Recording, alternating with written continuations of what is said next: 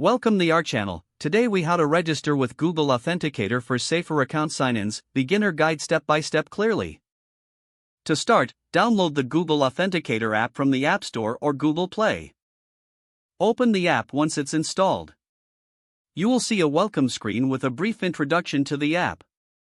Tap on the Get Started button to proceed.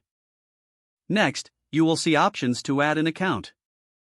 Choose the option to scan a QR code or enter a setup key. If you select Scan a QR code, open your online account's security settings. Find the two-factor authentication option and choose to set it up. You will see a QR code displayed on the screen. Using the Google Authenticator app, point your device's camera at the QR code. The app will automatically recognize the code and add your account. If you prefer to enter a setup key, select that option in the app. In your online account, you should see a sequence of numbers provided as the key. Type this key into the Google Authenticator app and tap Add. Once you have successfully added the account, you will see a 6-digit code. This code refreshes every 30 seconds and is unique to your account. To ensure everything is working, go back to your online account. Enter the 6-digit code when prompted.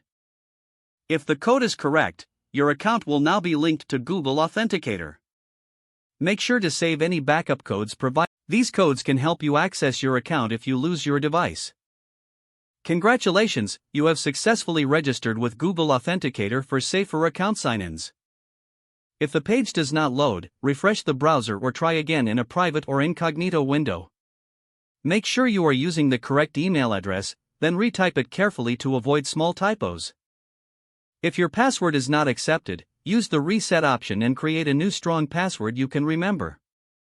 Check your spam folder for verification or security emails, then complete any requested confirmation steps.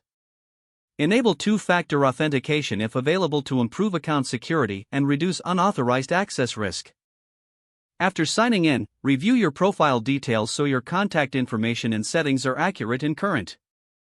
If you see an error message, note it down and try again after restarting your device and internet connection. Don't forget to like this video and subscribe to our channel for more step-by-step tech guides.